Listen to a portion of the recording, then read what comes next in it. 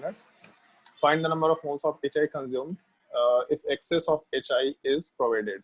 तो last class में बताया था कि ऑक्सीजन वाले पार्ट के साथ जिस कार्बन के बॉन्ड को ब्रेक कर सकते हैं, मतलब बेसिकली जिस कार्बन पे SN1 SN2 रिएक्शन करा सकते हैं, उन कार्बन पे हम लोग आराम से प्रोसेस रिएक्शंस वाले पार्ट में HI को कंज्यूम करा सकते हैं। तो अपने रिएक्शन वाले पार्ट में अगर हम लोग क्वेश्चन नंबर 3 की बात करें तो क्वेश्चन नंबर 3 वाले पार्ट में ऑक्सीजन पे अगर हाइड्रोजन जाता भी है तो उस केस में इधर के कार्बन के बॉन्ड को ब्रेक कर सकते हैं, मतलब 1 मोल, लेफ्ट साइड भी ब्रेक कर सकते हैं मतलब 1 मोल, तो टोटल 2 मोल HI कंज्यूम हो जाएगा। क्वेश्चन नंबर 4 वाले पार्ट में PHOPH, तो बेंजीन के साथ अगर ऑक्सीजन है तो बेंजीन से अटैच्ड लिविंग ग्रुप हट नहीं सकता, ना इस पे SN1 हो सकता है ना SN2 हो सकता है। इसका मतलब यहाँ पे कोई रिएक्शन नहीं हो सकता, दूसरे साइड में भी बेंजीन है, कोई रिएक्शन नहीं हो सकता, मतलब ओवरऑल रिएक्शन हो ही नहीं पाएगा, तो हम लोग प्रोडक्ट नहीं बना सकते। यहाँ पे 0 मोल्स का कंजम्पशन होगा क्योंकि रिएक्शन ही पॉसिबल नहीं है। क्वेश्चन नंबर 5 वाले पार्ट को अगर कंसिडर करें तो ऑक्सीजन के ऊपर हाइड्रोजन का एडिशन, उसके बाद जो कार्बन से ऑक्सीजन अटैच्ड है इसके बॉन्ड को ब्रेक किया तो 1 मोल कंज्यूम होगा, दूसरे बॉन्ड को ब्रेक किया तो भी 1 मोल कंज्यूम होगा। इसका मतलब टोटल 2 मोल HI का कंजम्पशन हम लोग आराम से कंसिडर कर सकते हैं प्रोडक्ट के फॉर्मेशन के टाइम पे। मतलब ऑक्सीजन का जिस कार्बन से बॉन्ड ब्रेक कराया जा सकता है, आराम से उधर के बॉन्ड को ब्रेक करके हम लोग बॉन्ड का फॉर्मेशन कर सकते हैं। क्वेश्चन नंबर 6 वाले पार्ट को अगर कंसिडर करेंगे तो ऑक्सीजन वाले पार्ट के साथ इधर का बॉन्ड ब्रेक करा सकते हैं, एक बॉन्ड, दूसरा बॉन्ड ब्रेक कराए, दूसरा मोल, तीसरा बॉन्ड ब्रेक कराए, तीसरा मोल, चौथा बॉन्ड ब्रेक कराए, चौथा मोल, मतलब आराम से 4 मोल का कंजम्पशन कंसिडर किया जा सकता है क्वेश्चन नंबर 6 वाले पार्ट में। क्वेश्चन नंबर 7 में बेंजीन के साथ जो बॉन्ड है इसको ब्रेक नहीं करा सकते, तो नीचे भी ब्रेक नहीं करा सकते, इधर 1 मोल का ब्रेकिंग होगा, इधर भी 1 मोल का ब्रेकिंग होगा, मतलब टोटल 2 मोल का कंजम्पशन हो जाएगा। और उसके बाद क्वेश्चन नंबर 8 में 1 भी मोल का कंजम्पशन नहीं हो पाएगा, 0 मोल कंसिडर कर सकते हैं। क्वेश्चन नंबर 3, 4, 5, 6 में अगर कोई डाउट है किसी को तो पूछ सकता है। Question number 3, 4, 5, 6।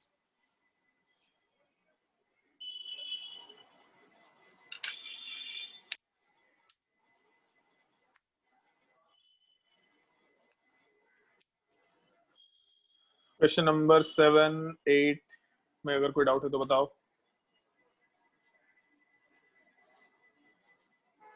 क्वेश्चन नंबर 7, 8 अगर कोई भी डाउट है तो बताओ।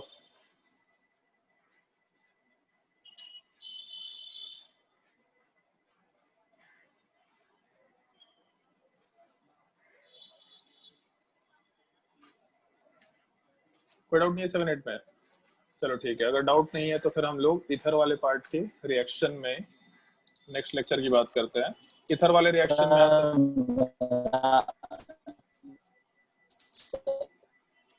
क्या बोल रहा है, आवाज नहीं आ रहा।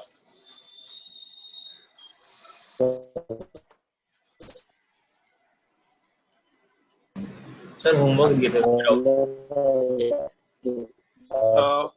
होमवर्क का डिस्कशन हम लोग बाद में कर लेंगे। प्रियतोष बताओ क्या बोल रहा है, आवाज क्लियर नहीं आ रहा।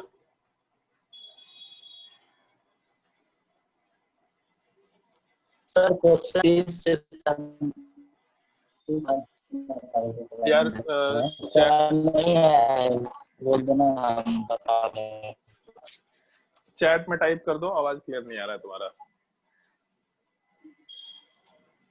सर बोल रहे क्वेश्चन जो दिए थे डाउट सेक्शन में, तो आप बोल रहे थे क्लास। अच्छा हाँ ठीक है ठीक है, ना बता दें क्लास में। अच्छा ठीक है ठीक है ठीक है, एक मिनट रुको। क्वेश्चन जो दिया था, अच्छा मोहन भी क्वेश्चन डाल रखा है कुछ कुछ, चलो ठीक है, मोहन वाला क्वेश्चन हम बाद में देख लेंगे।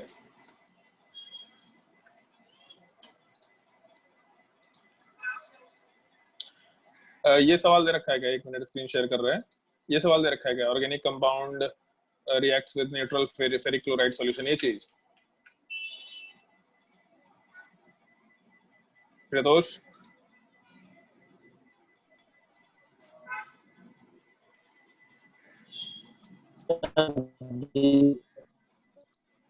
यही सवाल बोल रहा है कि कोई और सवाल बोल रहा है? यार तुम अपना वापस से रिकनेक्ट करो जूम, तुम्हारा नेट बहुत डिस्कनेक्ट हो रहा है, आवाज नहीं आ रहा क्लियर।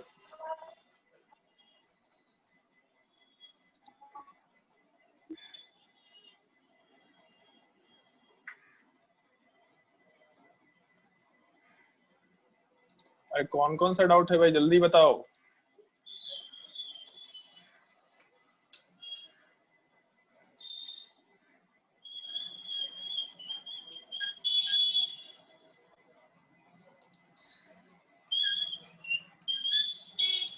चलो क्लास पे आते हैं हम लोग आराम से।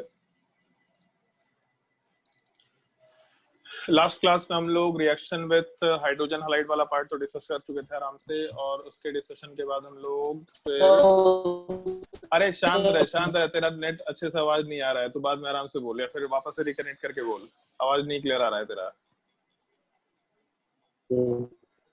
क्वेश्चन नंबर ये सॉरी लास्ट क्लास में ईथर का रिएक्शन हम लोग हाइड्रोजन हैलाइड वाले पार्ट के साथ किए थे। उसके बाद एक छोटा सा पार्ट है जो हम लोग को डिस्कशन करना है, हाइड्रोलिसिस ऑफ ईथर, और ऑलमोस्ट सेम टाइप का टॉपिक है जो हम लोग हाइड्रोजन हैलाइड वाले केस में डिस्कशन किए थे, बट थोड़ा सा कंसिडरेशन चेंज होगा क्योंकि हम लोग हाइड्रोलिसिस कैरी आउट कर रहे हैं।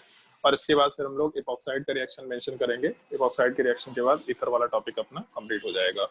तो इसमें जैसे मान लो अगर हम लोग हाइड्रोलिसिस की बात करते हैं, तो हाइड्रोलिसिस का सिंपल सा मतलब होता है reaction with water, reaction with H2O consider कर सकते हैं।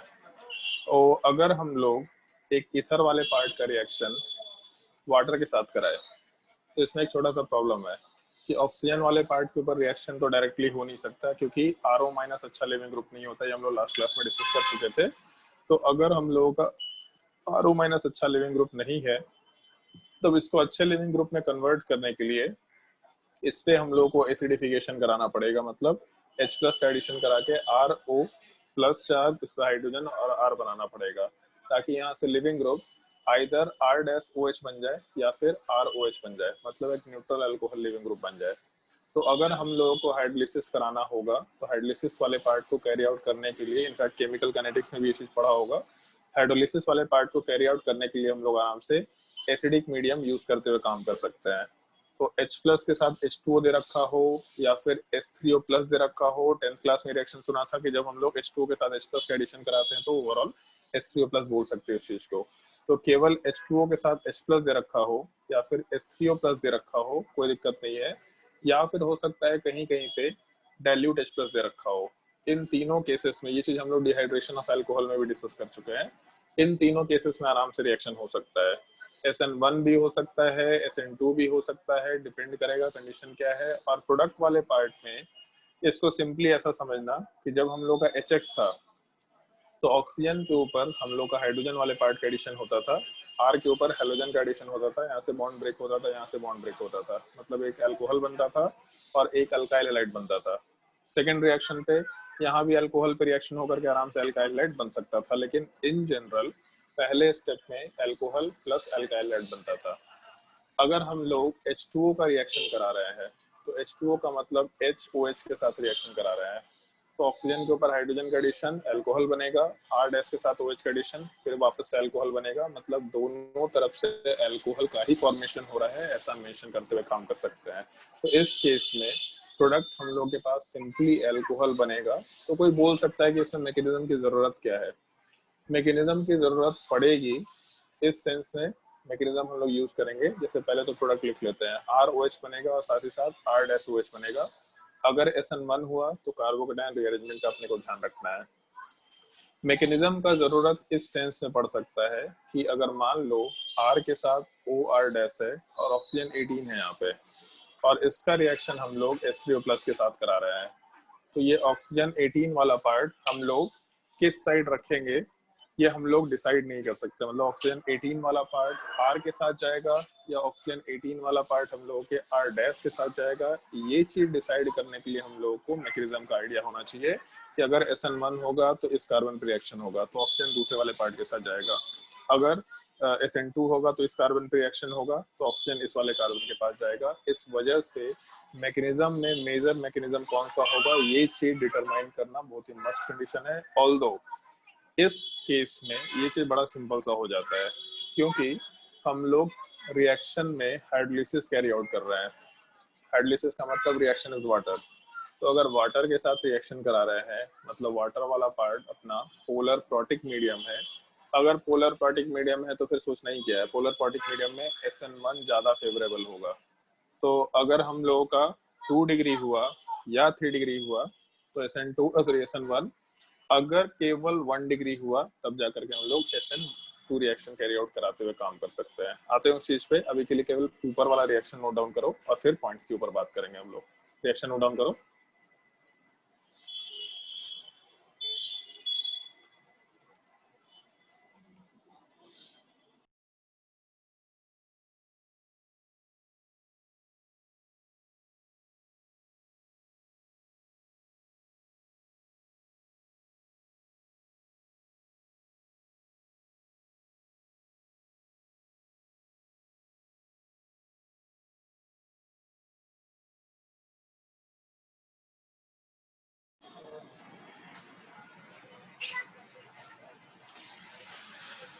रिएक्शन नोट डाउन करने के बाद नीचे एक छोटा सा बस पॉइंट मेंशन कर लो,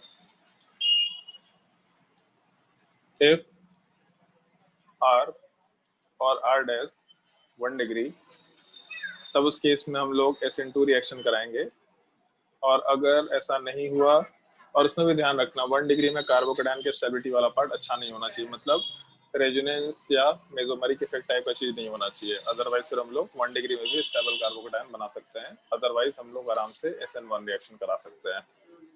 जब सिंपल सा केस है, इस केस में ज्यादा दिमाग लगाना नहीं होता है अपने को, क्योंकि पोलर प्रोटिक मीडियम H2O एक तो दे रखा, और H2O वाला पार्ट बहुत ही अच्छा डाइलेक्ट्रिक कांस्टेंट के जैसा बिहेव करता है। तो अगर अच्छे डाइलेक्ट्रिक कांस्टेंट के जैसा बिहेव कर रहा है, मतलब यूनिवर्सल सॉल्व, उसका डाइलेक्ट्रिक कांस्टेंट वाला पार्ट काफी हाई है, यूनिवर्सल सॉल्वेंट के जैसा बिहेव कर रहा है, तो आराम से SN1 को फेवर करने की कोशिश करेगा। थोड़ा ध्यान रखना है इस चीज का। क्वेश्चन नोट डाउन करो, find the products in the following cases, और तुम लोगों को मैकेनिज्म भी मेंशन करते हुए जाना है। फाइंड द प्रोडक्ट्स, और मेजर ही निकालना है प्रोडक्ट।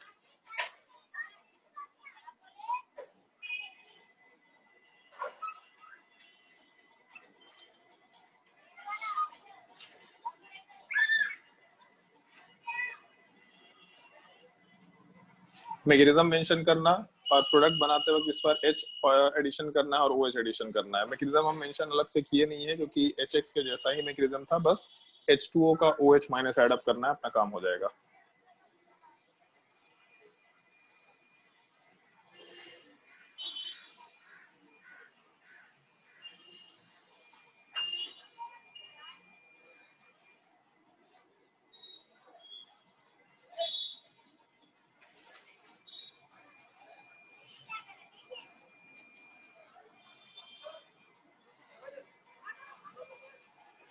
पहले क्वेश्चन नोट डाउन करते जाओ सारे।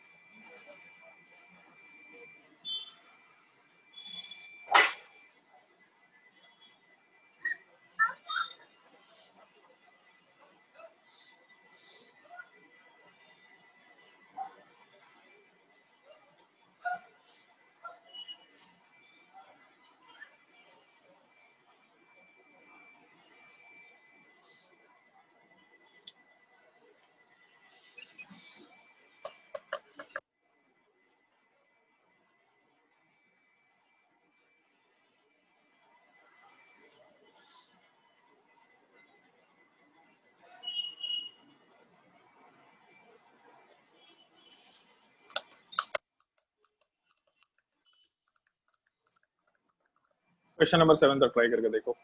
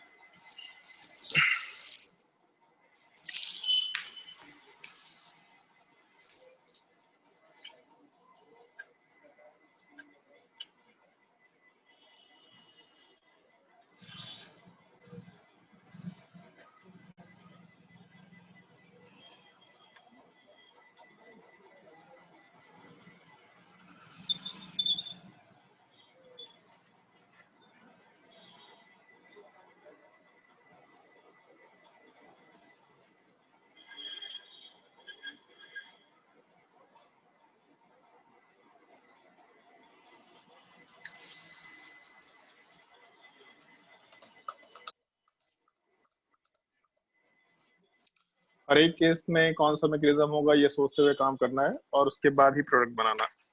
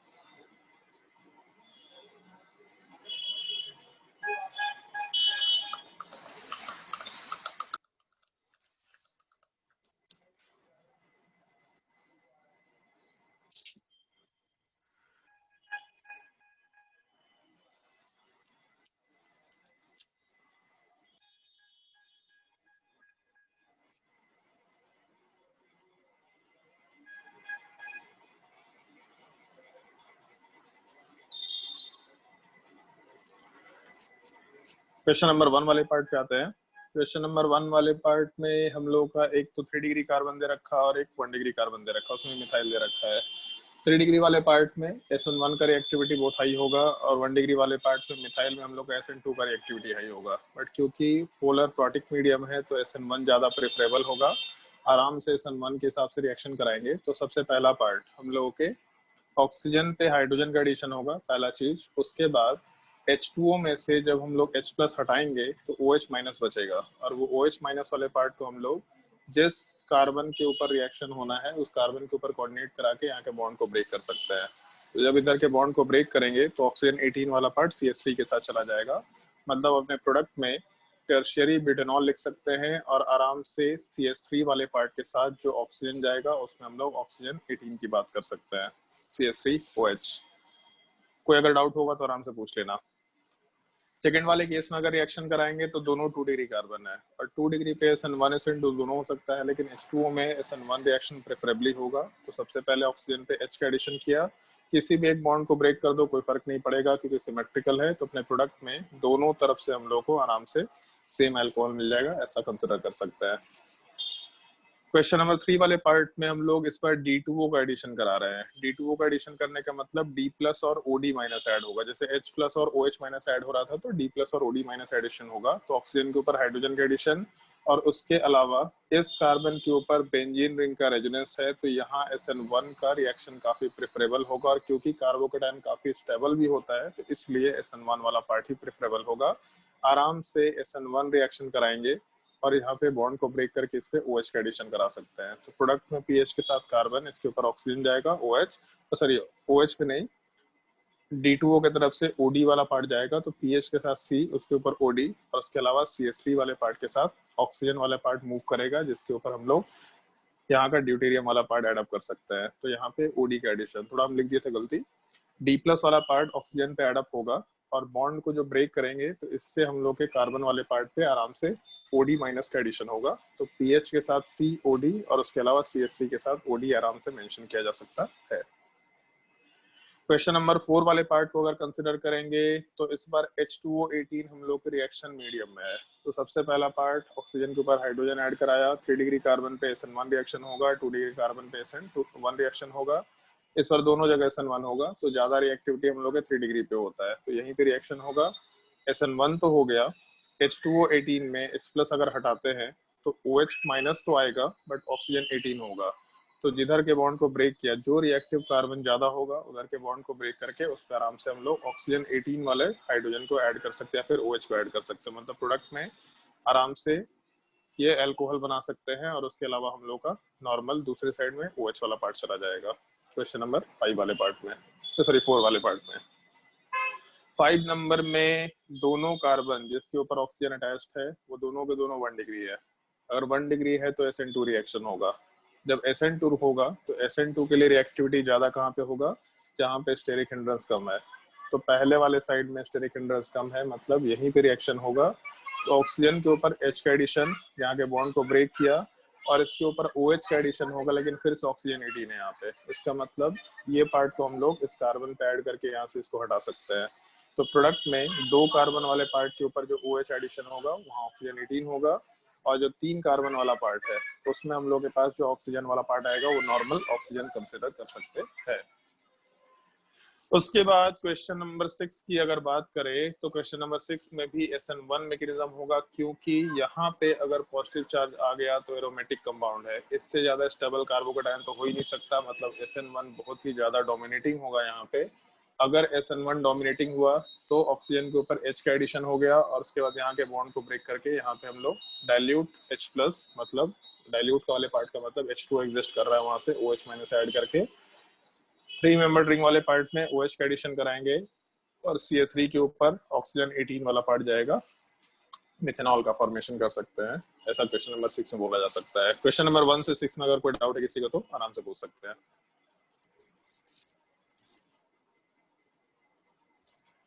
क्वेश्चन नंबर 1 से 6 में अगर कोई भी डाउट है तो पूछ लो। जो भी डाउट है फटाफट पूछते जाओगे, दिक्कत नहीं है इसमें। ऑल्दो डाउट होना नहीं चाहिए, क्योंकि हम लोग बहुत धीरे धीरे सब टॉपिक डिस्कस किए हैं, तो इसमें डाउट होना नहीं चाहिए। इस तरह के सवाल बहुत बार हो चुके हैं अभी।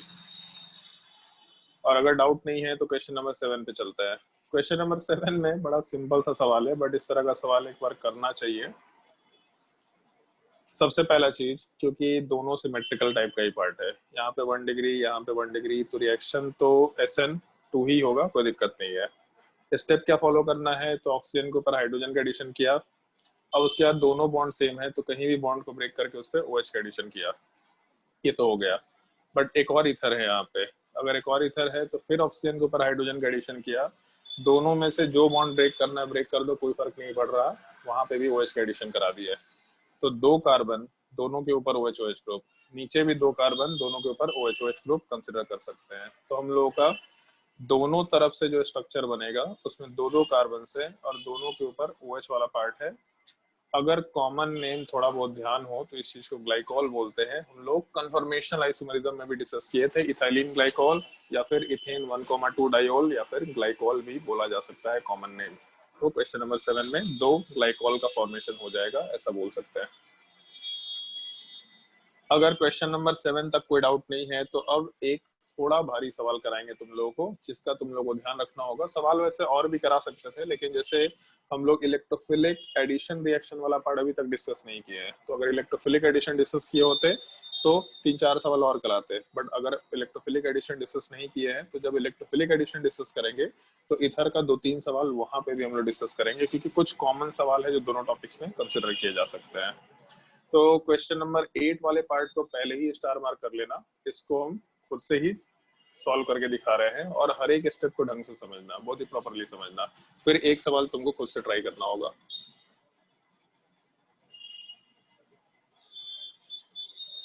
चलो ध्यान दो, जैसे क्वेश्चन नंबर 8 वाले पार्ट में हम लोग अगर मान लो ऐसा सवाल लेके चले,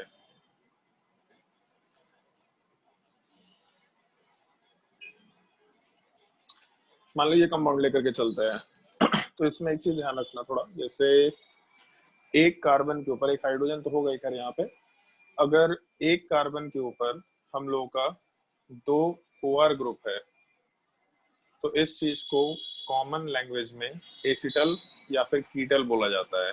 ये वर्ड थोड़ा ध्यान रखना। अगर एक कार्बन के ऊपर 2 OR ग्रुप हुआ, मतलब 2 ईथर टाइप के ग्रुप हुए एक ही कार्बन के ऊपर, तो उसमें एसिटल या फिर कीटल वर्ड यूज कर सकते हैं। और अगर एक कार्बन के ऊपर हम लोगों का एक OH ग्रुप हुआ और एक OR ग्रुप हुआ, तो इस चीज को हम लोग हेमी एसिटल या हेमी कीटल बोल सकते हैं। ये वर्ड थोड़ा ध्यान रखना होता है। एक कार्बन के ऊपर अगर 2 OR ग्रुप हुआ तो एसिटल या फिर कीटल वर्ड यूज करेंगे। कीटल डिपेंड करता है, जैसे यहाँ एक हाइड्रोजन है, अगर वहां पे 2 कार्बन होता तो कीटल बोलते, अगर एक हाइड्रोजन है तो एल्डिहाइड से आया है इसलिए एसिटल वर्ड यूज कर रहे हैं, अगर कीटोन से आता तो कीटल वर्ड यूज करेंगे। तो सिमिलर टाइप से जब इस कार्बन पे एक हाइड्रोजन है तो हेमी एसिटल बोल सकते हैं, और नहीं तो हेमी कीटल भी वर्ड यूज किया जा सकता था। इस पार्ट का हम लोग डिस्कशन कार्बोनिल कंपाउंड में भी कराएंगे, बट वहां पे हम लोग जैसे ये प्रोडक्ट बनता कैसे इस चीज का डिस्कशन करेंगे। अभी हम लोग ये डिस्कशन कर रहे हैं कि अगर हम लोग एसिटल या कीटल लेके चले तो उसका हाइड्रोलिसिस कैसे होता है। इनफैक्ट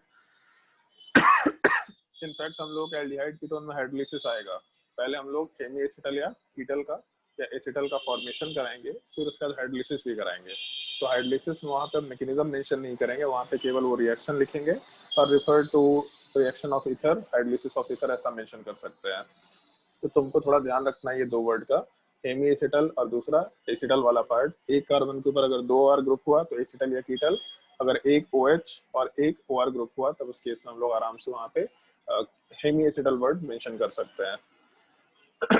एक काम करो, पहले एक बार ट्राई करके देखो खुद से कि तुम्हारे हिसाब से अगर इसका हाइड्रोलिसिस कराते हैं तो प्रोडक्ट क्या बनना चाहिए। एक बार खुद से सोच के देखो कि जो स्टेप्स बताए उसके हिसाब से क्या प्रोडक्ट बन सकता है, और उसके बाद फिर फटाफट हम बताएंगे। तुम लोग को बस 2 मिनट का हम टाइम दे रहे हैं, 2 मिनट से ज्यादा टाइम नहीं देंगे, ट्राई करके देखो।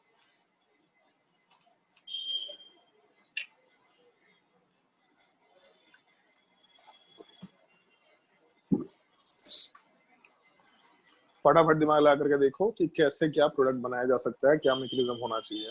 और उसमें एक फैक्ट हम एक्स्ट्रा ऐड कर दे रहे हैं, एक कार्बन के ऊपर 2H ग्रुप अनस्टेबल होता है, तो उससे एल्डिहाइड बनाया जा सकता है, कीटोन बनाया जा सकता है।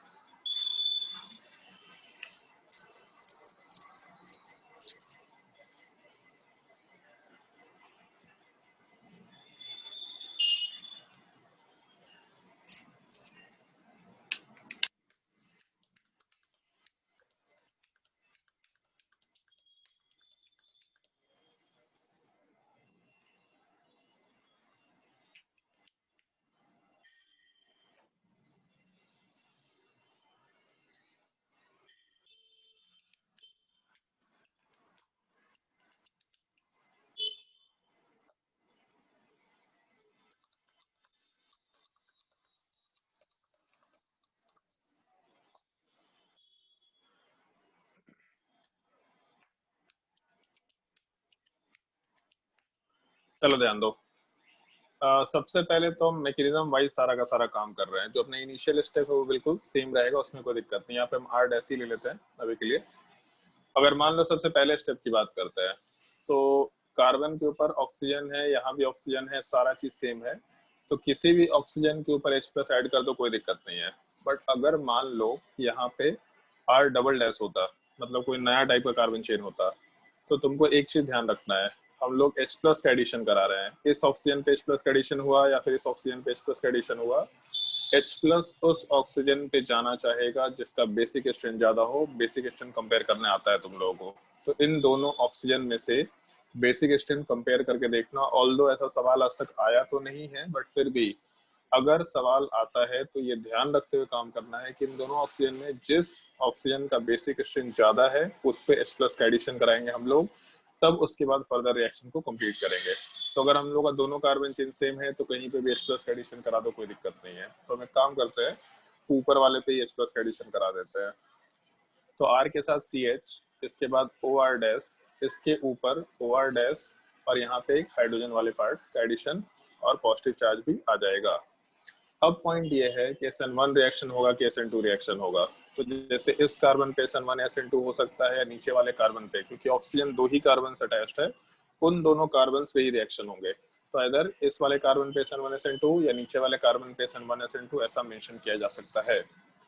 अब एक चीज देखो यहाँ पे, अगर नीचे वाले कार्बन पे हम लोग इस ऑक्सीजन को कंसिडर करें तो ऑक्सीजन के ऊपर लोन पेयर होता है, मतलब प्लस एम शो कर सकता है। तो प्लस एम इफेक्ट यहाँ के पॉजिटिव चार्ज को बहुत ज्यादा स्टेबिलिटी देगा। इसका मतलब ऑब्वियस सी बात है कि यहाँ पे अगर पॉजिटिव चार्ज होता तो हम लोग के लिए बहुत अच्छी चीज है। आराम से SN1 का चांस दिख रहा है। तो ऊपर वाले में SN1 होगा या SN2 होगा उससे मतलब तो नहीं है। Polar quadric medium SN1 favour करता, और क्योंकि नीचे कार्बोकेटायन को प्लस एम इफेक्ट मिल रहा है तो इससे अच्छा तो कुछ हो ही नहीं सकता, क्योंकि प्लस एम कार्बोकेटायन की स्टेबिलिटी को बहुत हाई कर देगा। तो इस प्लस एम के वजह से हमेशा SN1 रिएक्शन ही होगा, और जब SN1 रिएक्शन होगा तो यहाँ का ही बॉन्ड ब्रेक होगा हमेशा, क्योंकि इस कार्बन के ऊपर मतलब जो CH है इसके ऊपर पॉजिटिव चार्ज को डालना है। तो यहाँ के बॉन्ड को ब्रेक किया, यहाँ वाले पार्ट पर हम लोग पॉजिटिव चार्ज का फॉर्मेशन कराए। तो सबसे पहले ये चीज ऊपर वाला पार्ट जो अलग हुआ, इस चीज को R-OH लिख करके अलग कर दिए। तो सबसे पहले R-OH आ गया, उसके अलावा R है, इसके ऊपर CH, यहाँ वाले पार्ट के ऊपर पॉजिटिव चार्ज आया, और इसके ऊपर OR- का हम लोग फॉर्मेशन आराम से कंसिडर किया जा सकता है, ऐसा फॉर्मेशन कर सकते हैं। पॉजिटिव चार्ज है तो पॉजिटिव चार्ज वाले पार्ट पे हम लोग आराम से H2O का एडिशन कराए, और H2O का जब एडिशन कराएंगे तो हम लोग के प्रोडक्ट में R के साथ CH OH2+ का फॉर्मेशन होगा, और यहाँ पे OR- का फॉर्मेशन होगा। बट ये चीज हम लोग बचपन से सुनते आ रहे हैं कि अगर कभी भी ऑक्सीजन या नाइट्रोजन के ऊपर पॉजिटिव चार्ज है और उसके ऊपर अगर हाइड्रोजन है तो वहां से H+ को हटा के कंपाउंड को न्यूट्रलाइज कर दो। तो R के साथ CH, इसके ऊपर OH, और यहाँ पे OR- का फॉर्मेशन कंसिडर कर सकते हैं।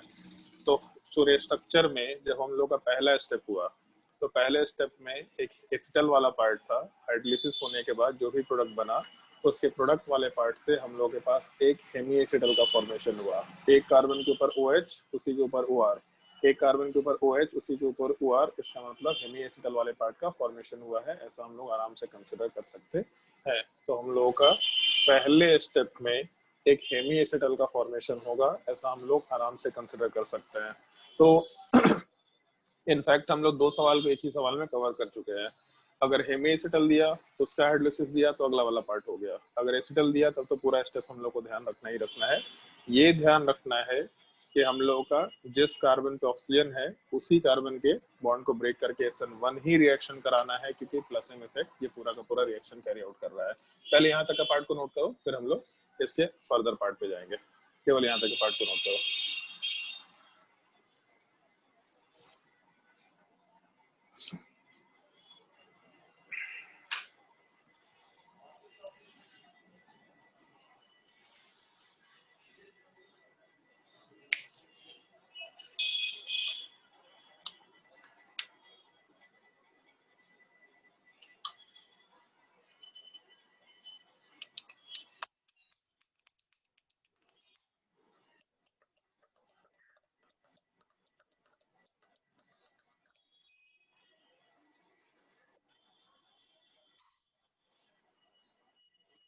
हो सके तो खुद से भी नोट डाउन करना, खुद से भी वापस से इन स्टेप्स को लिखने की कोशिश करना, उससे मिलाने की कोशिश करो तो सीखने को ज्यादा समझ में आएगा।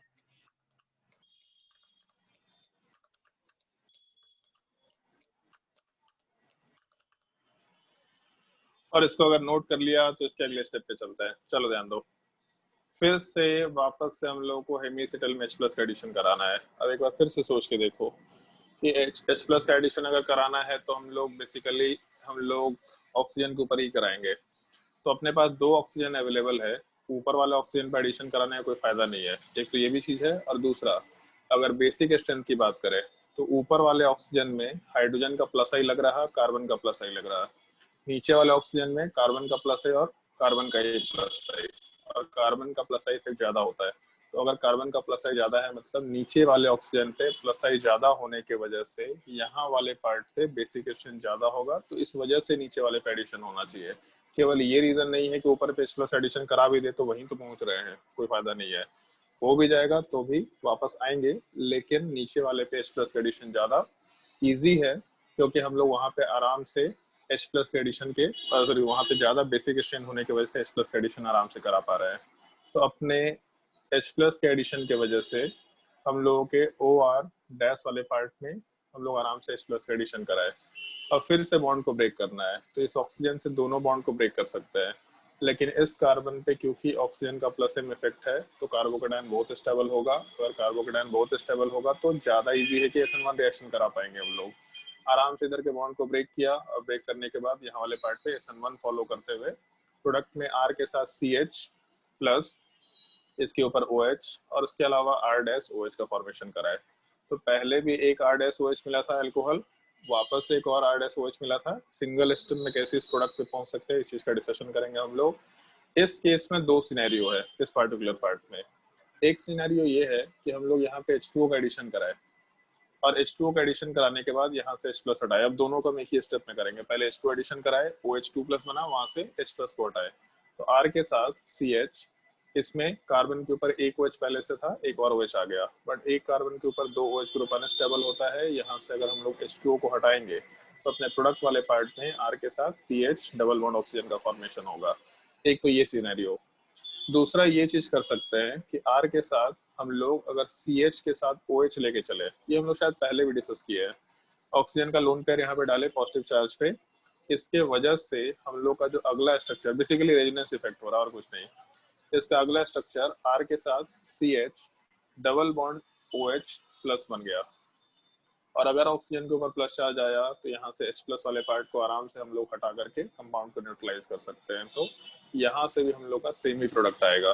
तो ऊपर वाला तरीका फॉलो करो, मतलब H2O का एडिशन करा के H+ हटाओ, या नीचे वाला फॉलो करो, सेम ही चीज है, कहीं कोई डिफरेंस नहीं है। बस ये है कि हम लोग रिएक्शन में एडिशन जब करा रहे हैं हेमी एसिटल वाले पार्ट में भी, तो भी वहां पे हम लोग OR के ऊपर भी H+ का एडिशन करा रहे हैं और प्रोडक्ट का फॉर्मेशन करा रहे हैं, नोट कर लो इस स्टेप वाले पार्ट को।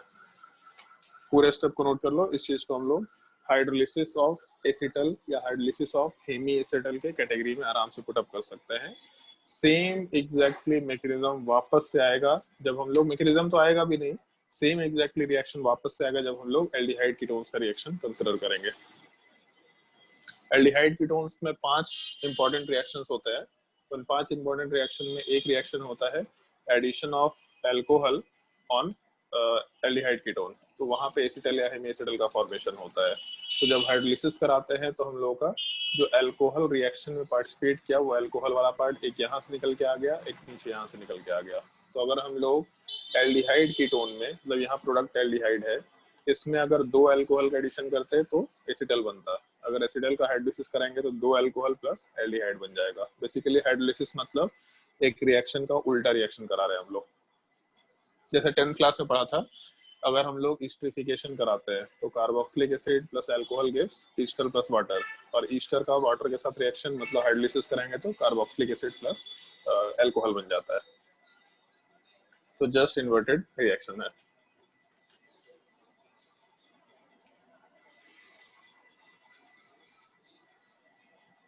नोट करते जाओ रिएक्शन।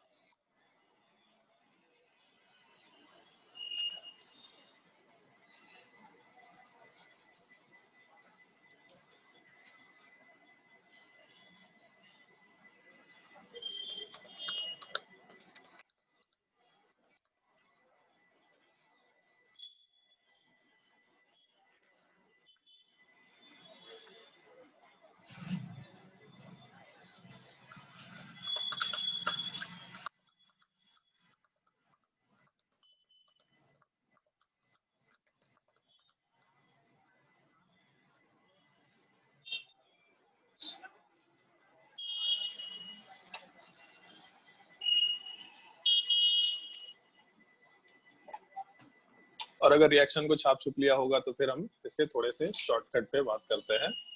शॉर्टकट मेरे हिसाब से सिंपल तो है। सिंपली अपने पास मालूम है कि दो OR डैश ग्रुप है, मतलब दो ईथर वाले टाइप का लिंकेज है, और H3O प्लस के साथ रिएक्शन करा रहे हैं, मतलब H प्लस और H2 का एडिशन करा रहे हैं। तो ऑक्सीजन पे H का एडिशन करो, और जिस कार्बन के ऊपर ऑक्सीजन है कॉमन, उसी कार्बन के ऊपर ही रिएक्शन कराना है। ऑक्सीजन पे H का एडिशन करो, बॉन्ड को ब्रेक करके यहाँ OH का एडिशन करो, फिर ऑक्सीजन पे हाइड्रोजन का एडिशन करो, बॉन्ड को ब्रेक करके OH का एडिशन करो। तो यहाँ से प्रोडक्ट में दो तो हम लोग को R डैश OH मिल गया, उसके अलावा R के साथ CH, इसके ऊपर दो OH ग्रुप का फॉर्मेशन मिल गया। यहाँ से H2O को हटा करके हम लोग आराम से एल्डिहाइड बना सकते हैं। तो रिएक्शन में प्रोडक्ट बनाना बहुत ही आसान सा है, इतना लंबा चौड़ा मैकेनिज्म देखने की जरूरत नहीं होगी, ये तरीका थोड़ा ध्यान रखने का है। और चाहे तो छाप सकते हैं इसको अपने हिसाब से। और इसके बाद एक क्वेश्चन ट्राई करके देख लो, क्वेश्चन नंबर 8।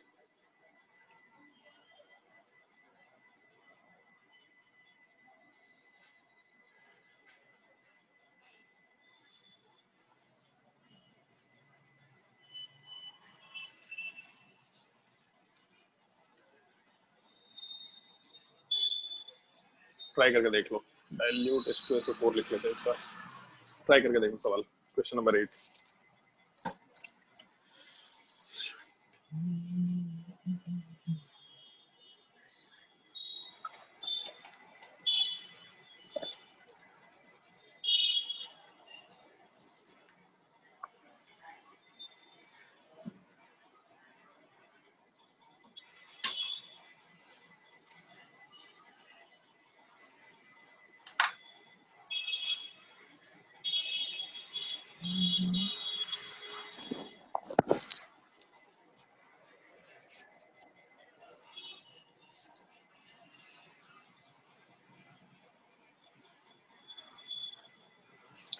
सीधा प्रोडक्ट बनाना है, सिंपल सा प्रोडक्ट बनेगा मेरे हिसाब से। एक तो कीटोन बनेगा साइक्लोहेक्सेनॉन वाला पार्ट, और दूसरा उसके अलावा CH3OH वाले पार्ट का 2 मोल आराम से बन जाएगा। अगर किसी को कोई डाउट है क्वेश्चन नंबर 8 वाले पार्ट में तो आराम से पूछ सकता है। डाउट होगा तो बेहिचक पूछ लेना, कोई दिक्कत नहीं है।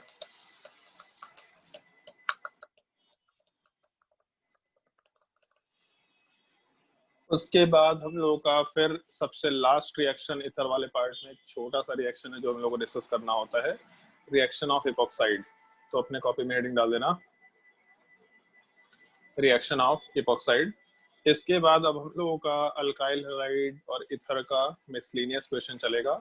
उसके बाद कुछ छोटा छोटा पार्ट जैसे SN-Ng की रिएक्शन, EI एलिमिनेशन वाला पार्ट, SN2 का जो रिएक्टिविटी का एक छोटा सा ऑर्डर होता है, उस तरह के बिल्कुल स्पेसिफिक पॉइंट्स हम लोग 3-4-5 डिस्कस करके आराम से नेक्स्ट क्लास में पूरा टॉपिक कंप्लीट कर लेंगे। और उसके बाद फिर हम लोग का ग्रिग्नार्ड रीजन शुरू हो जाएगा। चलो ध्यान दो, इपॉक्साइड वाले पार्ट में एक तो इपॉक्साइड का स्ट्रक्चर मालूम होना चाहिए, बचपन से सुनते तो आ ही रहे हैं इस तरह का चीज। इपॉक्साइड का मतलब हम लोग ऑक्सीजन वाले पार्ट को 2 कार्बन से इस तरीके से अटैच कर रखते हो तो इस चीज को इपॉक्साइड बोला करते हैं। थोड़ा ध्यान देना, ऐसा कोई रूल नहीं है कि इपॉक्साइड केवल SN1 करेगा या SN2 करेगा। एक चीज बस पॉइंट ध्यान रखना होता है कि इपॉक्साइड रिएक्टिव होता है काफी, क्योंकि 3 मेंबर रिंग बहुत अनस्टेबल होता है, बचपन से सुनते आ रहे हैं। तो 3 मेंबर रिंग अगर अनस्टेबल है तो बहुत जल्दी रिएक्शन करना चाहेगा। तो इस वजह से, क्योंकि 3 मेंबर रिंग अनस्टेबल होता है, उसके वजह से आराम से यहाँ से बॉन्ड ब्रेक करके हट सकता है लिविंग ग्रुप के जैसा, या फिर यहाँ से भी हट सकता है, मतलब SN2 रिएक्शन हो सकता है। ऑल्दो अगर एक ईथर होता है तो यहाँ बॉन्ड ब्रेक नहीं कर सकते, क्योंकि RO- अच्छा लिविंग ग्रुप नहीं होता है। लेकिन 3 मेंबर्ड रिंग होने के वजह से लिविंग ग्रुप बहुत अच्छा बन जाता है, इस वजह से ये रिएक्शन हो पाता है, अदरवाइज ये रिएक्शन नहीं हो पाता। इसमें अगर हम लोग कोई भी एक न्यूक्लियोफाइल लेके चले और वो न्यूक्लियोफाइल वाला पार्ट SN2 रिएक्शन करा सकता है आराम से, कोई दिक्कत नहीं है। तो SN2 में अगर हम लोग रिएक्टिविटी की बात करते हैं तो 1 डिग्री कार्बन का रिएक्टिविटी सबसे ज्यादा, फिर 2 डिग्री, फिर 3 डिग्री। तो जैसे एक चीज देखो यहाँ पे, अगर इस हम लोग स्ट्रक्चर को कंसिडर करें तो ये कार्बन 1 डिग्री है और ये दूसरा कार्बन 2 डिग्री है। मतलब 1 डिग्री और 2 डिग्री में अगर SN2 रिएक्शन हो रहा है तो हम लोगों का 1 डिग्री का रिएक्टिविटी ज्यादा निकल के आएगा। तो यहाँ से न्यूक्लियोफाइल वाला पार्ट आराम से इस 1 डिग्री कार्बन के ऊपर इलेक्ट्रॉन कोऑर्डिनेट करके यहाँ से बॉन्ड को ब्रेक करके हटाएगा। मतलब अपने प्रोडक्ट में हम लोग का 3 का कार्बन चेन था, अगर इस बाहर वाले कार्बन के ऊपर न्यूक्लियोफाइल अटैच हुआ तो यहाँ का बॉन्ड ब्रेक करके हम लोग हटाए O- का फॉर्मेशन। फिर हो सकता है कि O- वाले पार्ट पे हम लोग नेक्स्ट स्टेप में एसिडिफिकेशन करा के H+ का एडिशन करा दे, और जब H+ का एडिशन कराएंगे तो ओवरऑल हम लोग का प्रोडक्ट में OH और यहाँ वाले पार्ट में न्यूक्लियोफाइल का एडिशन हो गया। ऐसा काम कर सकते हैं, बट अभी के लिए इससे मतलब नहीं है कि लास्ट स्टेप में क्या हो रहा है। इस चीज से मतलब है कि हम लोगों का SN2 हो रहा है कि SN1 हो रहा है। अगर हम लोगों का न्यूक्लियोफाइल वाला पार्ट इलेक्ट्रॉन कोऑर्डिनेट किया, मतलब केवल न्यूक्लियोफाइल एग्जिस्ट कर रहा है नेगेटिवली चार्ज या न्यूट्रल भी, तो SN2 मैकेनिज्म होगा, तो लेस हिंडर्ड कार्बन के ऊपर रिएक्शन होगा। तो यहाँ पे हम लोग लिख सकते हैं साइड में केवल लेस हिंडर्ड कार्बन, और इसके ऊपर रिएक्शन करते हुए हम लोग आराम से प्रोडक्ट का फॉर्मेशन करा सकते हैं। तो अगर हम लोगों का एक नॉर्मल इपॉक्साइड हुआ, SN2 रिएक्शन करेगा, इस तरीके से प्रोडक्ट बना सकता है। नोट कर लो इस चीज को। ये केवल पहला SN2 मैकेनिज्म था, फिर SN1 की पॉसिबिलिटी की बात करेंगे।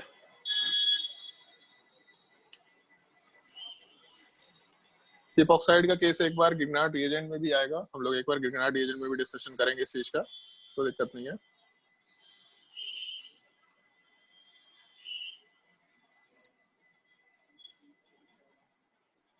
और वहां पे भी एक्चुअल में सेम रिएक्शन आएगा, कोई डिफरेंस नहीं है वहां पे।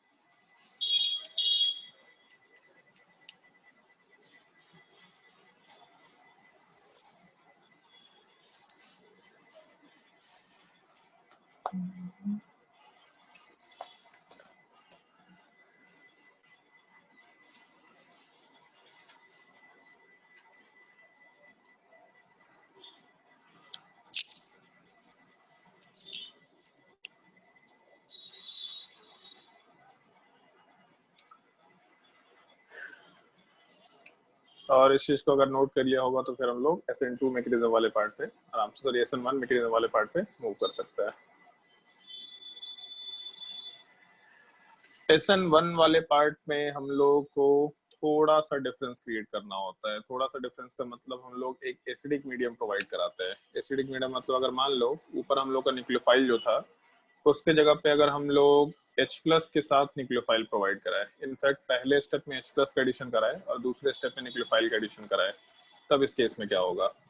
तो इस तरह के केस में हम लोगों का जो H+ वाला पार्ट है, वो H+ वाला पार्ट सबसे पहले स्टेप में इस ऑक्सीजन के ऊपर इलेक्ट्रॉन कोऑर्डिनेट कर लेता है, या फिर सॉरी H+ के ऊपर ऑक्सीजन इलेक्ट्रॉन कोऑर्डिनेट कर लेता है, और ऑक्सीजन वाले पार्ट के ऊपर H+ का एडिशन हो जाता है, एक पॉजिटिव चार्ज बन जाता है।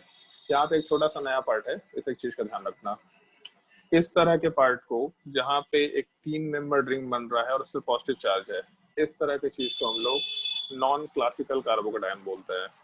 इस एक चीज का ध्यान रखना है। जैसे अभी तक हम लोग जो कार्बोकेटायन पढ़ रहे थे, that is called as classical carbocation, और उसमें रीअरेंजमेंट होता है। बट एक इस तरह का भी इफेक्ट होता है जहाँ पे resonance effect, mesomeric effect, hyper conjugation के अलावा किसी दूसरे तरीके से अगर कार्बोकेटायन स्टेबलाइज है, जैसे उसको इस तरीके से समझो, यहाँ पॉजिटिव चार्ज था और यहाँ पे OH ग्रुप है, तो ऑक्सीजन वाला पार्ट अपना लोन पर इधर कोऑर्डिनेट कर दिया, तो ना ही ये प्लस एम ग्रुप है, सॉरी ना ही ये प्लस एम इफेक्ट है, ना ही रेजोनेंस इफेक्ट है। तो ये प्लस एम और रेजोनेंस इफेक्ट में लोन पेयर जस्ट बगल वाले कार्बन पे होता है, जबकि यहाँ पे ये ऑक्सीजन का लोन पेयर अपने बगल वाले कार्बन के ऊपर कोऑर्डिनेट ना करके उससे आगे वाले कार्बन के ऊपर कोऑर्डिनेट किया। तो जब उसके आगे वाले कार्बन के ऊपर ऑक्सीजन अपना लोन पेयर कोऑर्डिनेट करेगा, तो पॉजिटिव चार्ज कार्बन का न्यूट्रलाइज होकर ऑक्सीजन के ऊपर आ जाएगा।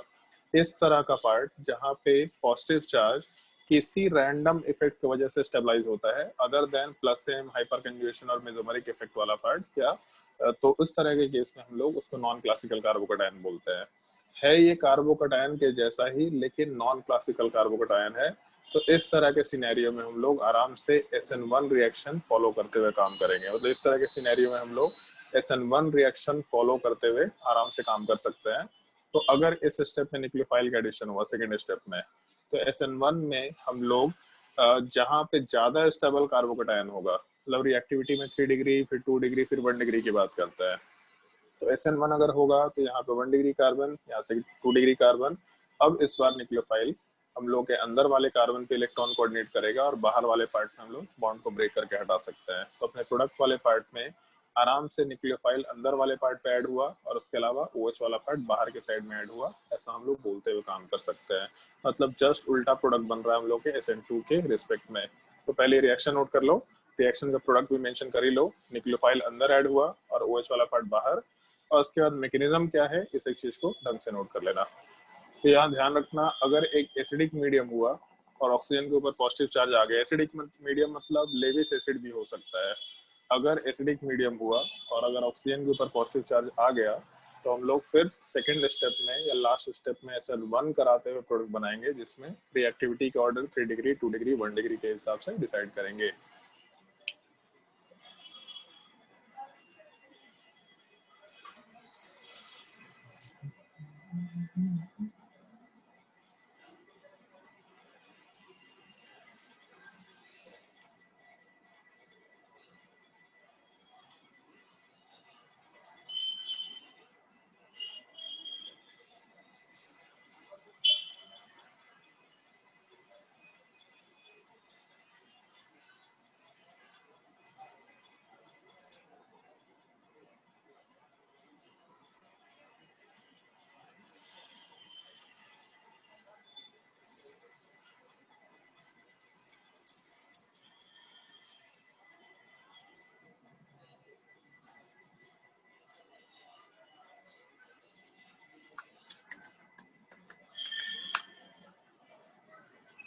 और इसको नोट डाउन करने के बाद एक छोटा सा पॉइंट बिल्कुल इम्पोर्टेंटली याद रखना है, अगर कंपाउंड SN2 रिएक्शन ही करता है तो उस केस में ये रिएक्टिविटी का पॉइंट ध्यान रखना है। रिएक्टिविटी में इपॉक्साइड वाले पार्ट का जो रिएक्टिविटी है ये अल्काइल हैलाइड से ज्यादा होता है अगर हम लोग SN2 रिएक्शन की रिएक्टिविटी की बात करते हैं। तो अगर SN2 रिएक्शन होना है तो पहले प्रेफरेबली इपॉक्साइड पे होगा, तब जाकर के हम लोग अल्काइल हैलाइड वाले पार्ट पे SN2 कैरी आउट कर सकते हैं। इस एक पॉइंट का थोड़ा ध्यान रखना इंपॉर्टेंट पॉइंट होता है। एक अभी सवाल कराएंगे जो इसी के ऊपर बेस्ड है ऑलमोस्ट।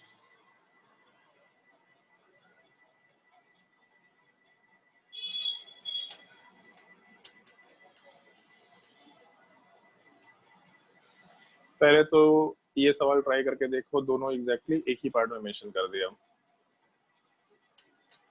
और यहाँ पे एक काम करते हैं, ऑक्सीजन 18 डाल देते हैं ताकि डिफरेंशिएशन क्रिएट हो जाए। एक ही रिएक्टेंट में अगर NaOH के साथ रिएक्शन कराएंगे तब क्या होगा, H2O के साथ H+ के प्रेजेंस में रिएक्शन कराएंगे तब क्या होगा। पहले तो ये सवाल सॉल्व करके देख लो, सिंपल सा क्वेश्चन है, कोई दिमाग नहीं लगाना।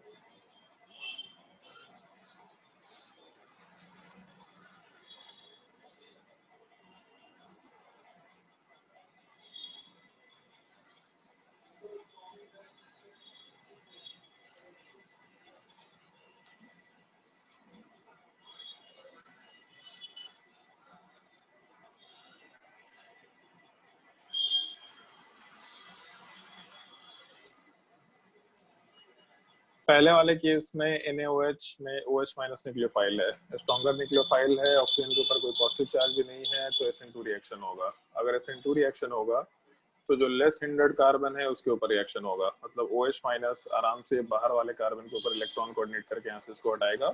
और दूसरे स्टेप में कहीं से H+ को हम लोग एक्सेप्ट कर सकते हैं, कोई दिक्कत नहीं है, वाटर से भी इनफैक्ट H+ एक्सेप्ट हो जाएगा, ऐसा कोई परेशानी नहीं है। तो इस केस में अपने प्रोडक्ट में आराम से बाहर वाले कार्बन के ऊपर OH का एडिशन हुआ न्यूक्लियोफाइल की तरफ से, और O18 वाला पार्ट अंदर वाले कार्बन के ऊपर चला गया, तो O18 के साथ H का एडिशन करा के हम लोग ये अल्कोहल बना सकते हैं। विस्नेल डायोल बनेगा बट थोड़ा बस ये है कि ऑक्सीजन 18 अंदर वाले पार्ट पे जाएगा। लेकिन दूसरे वाले केस में अगर हम लोग रिएक्शन कराते हैं तो दूसरे वाले पार्ट में ऑक्सीजन 18 वाले पार्ट पे H+ का एडिशन होगा, और जब H+ का एडिशन होगा तो अपने प्रोडक्ट वाले पार्ट के फॉर्मेशन में हम लोग आराम से यहाँ पे ऑक्सीजन, एक मिनट, प्रोडक्ट वाले पार्ट में हम लोग आराम से यहाँ पे ऑक्सीजन 18 वाले पार्ट का फॉर्मेशन कंसिडर करते हुए काम कर सकते हैं H+ के साथ। तो नॉन क्लासिकल कार्बोकेटायन इसका मतलब SN1 रिएक्शन होगा। अगर SN1 है तो सेकेंड स्टेप में H2O हम लोगों के पहले तो ये अपने आप हटेगा, और क्या सेकेंड स्टेप में हम लोग अंदर वाले पार्ट पे जा सकते हैं। ऑल्दो अपने आप वो हटता नहीं है, बट SN1 में हम लोग ऐसा समझते हुए काम कर सकते हैं। SN1 में 3 डिग्री का रिएक्टिविटी ज्यादा है, तो SN1 टाइप से अगर रिएक्शन होता विदाउट कार्बोकेटायन रीअरेंजमेंट, क्योंकि ये पार्ट तभी हटेगा जब हम लोग H2O को कोऑर्डिनेट कर रहे हैं यहाँ पे, बट कार्बोकेटायन के वजह से या कार्बोकेटायन के स्टेबिलिटी की वजह से रिएक्शन हो रहा। इसका मतलब इस बार अंदर वाले पार्ट के ऊपर हम लोग का नॉर्मल OH का एडिशन होगा, और बाहर वाले साइड में हम लोग आराम से ऑक्सीजन 18 वाले पार्ट का एडिशन करा सकते हैं। सिंपल सा सवाल है, बस सवाल अगर आएगा तो इसी सेंस में सवाल आएगा, क्योंकि इपॉक्साइड एनसीईआरटी में दे भी नहीं रखा है, तो अगर आएगा तो इसी सेंस में सवाल आना है, अदरवाइज सवाल नॉर्मली नहीं पूछा जा सकता है। और एक सवाल हम तुम लोगों को और दे रहे हैं, इस क्वेश्चन में मैकेनिज्म ट्राई करके देखना है तुमको। इसमें मैकेनिज्म क्या होगा, अगर इसका रिएक्शन NaOH के साथ करा रहे हैं तो प्रोडक्ट वाले पार्ट में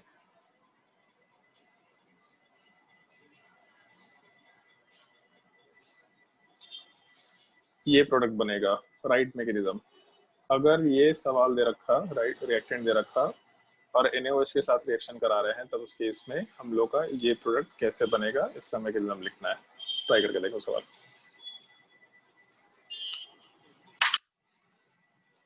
या एक काम करो, इस क्वेश्चन को घर से ट्राई करके देखना, टाइम भी हो गया है, थोड़ा होमवर्क दे देते हैं। पहले क्वेश्चन नोट डाउन कर लेना अपना आराम से नोट कॉपी से। पहले हम होमवर्क दे देते हैं तुम लोगों को, और उसके बाद फिर आराम से हम लोग नेक्स्ट क्लास में मिसलेनियस क्वेश्चन करेंगे। मिसलेनियस क्वेश्चन का असाइनमेंट बना करके हम तुम लोगों को भेज देंगे। उन क्वेश्चन को तुमको ट्राई करना है, एक बार खुद से ट्राई करना, और उसके बाद क्लास में हम पहले एक बार क्वेश्चन भेजेंगे, उसी का आंसर भी रहेगा नेक्स्ट वाले सेट में, उसी के साथ आंसर भी रहेगा, और उसके बाद फिर हम लोग नेक्स्ट क्लास में जहाँ कहीं भी डाउट हो वो सारे के सारे डाउट पूछ सकते हैं। कॉपी पलट के सॉल्व करो, कोई दिक्कत नहीं है, आराम से बस क्वेश्चन सॉल्व करना है, सारे के सारे आंसर से पहुंचना है। Question number 28, exercise 1। Exercise 1 question number 28। ये तो SN2 का हो गया, SN1 में सारा हो चुका है। उसके बाद क्वेश्चन नंबर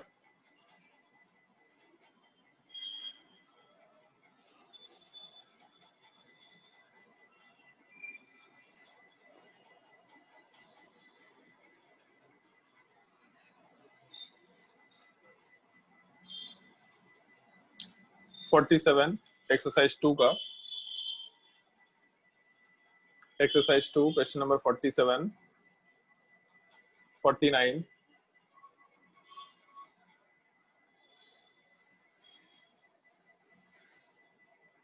और तुम लोग को बोला था इस क्लास में कि ग्रिग्नार्ड रीजन में सवाल को रिपीट करेंगे, तो ग्रिग्नार्ड रीजन में कुछ सोचना मत। RMGBr का मतलब हो गया R माइनस न्यूक्लियोफाइल है या R माइनस बेस है, तो अगर ये न्यूक्लियोफाइल है तो जैसा भी रिएक्शन कराया था वैसे ही हम लोग को रिएक्शन कराना होगा। Question number 49,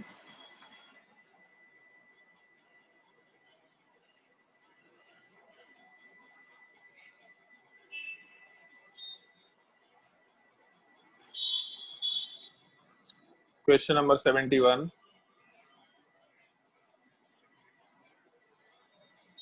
70, question number 70, 71,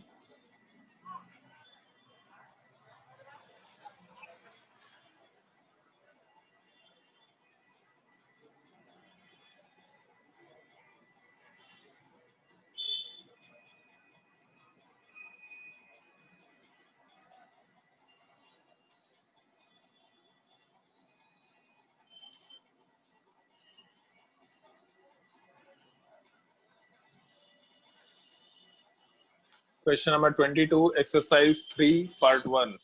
Exercise 3, part 1, question number 22.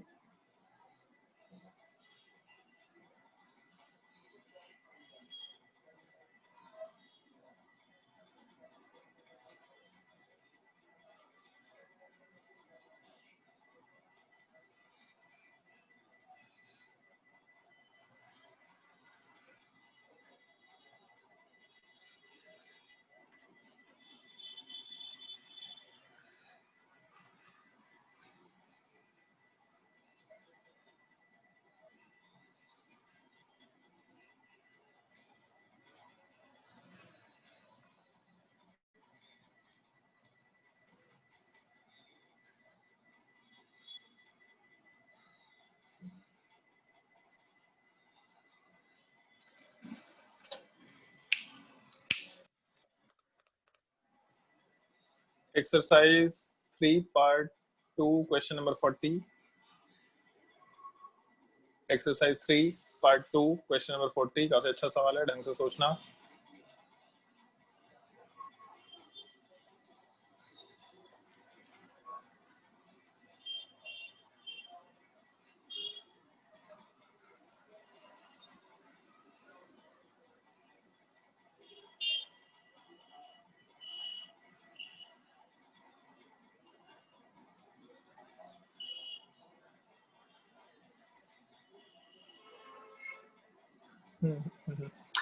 ये क्वेश्चन ट्राई करके देखना. कॉम्प्रिहेंशन 2, इससे कुछ, सॉरी कॉम्प्रिहेंशन 1, इससे कुछ सीखने को मिलेगा क्वेश्चन नंबर 2 वाले पार्ट में. अच्छा सवाल है और इस चीज को हम लोग आगे डिस्कस भी करेंगे एक टाइप ऑफ रिएक्शन में. बट अभी के लिए खुद से ट्राई करना सवाल, दिमाग लगाना, क्योंकि कुछ हिंट मिल चुका है इस क्वेश्चन का, कुछ हिंट मिल चुका है तुम लोगों का, बट प्रॉपरली इस रिएक्शन को अलग से हम लोग डिस्कस किया करेंगे आगे.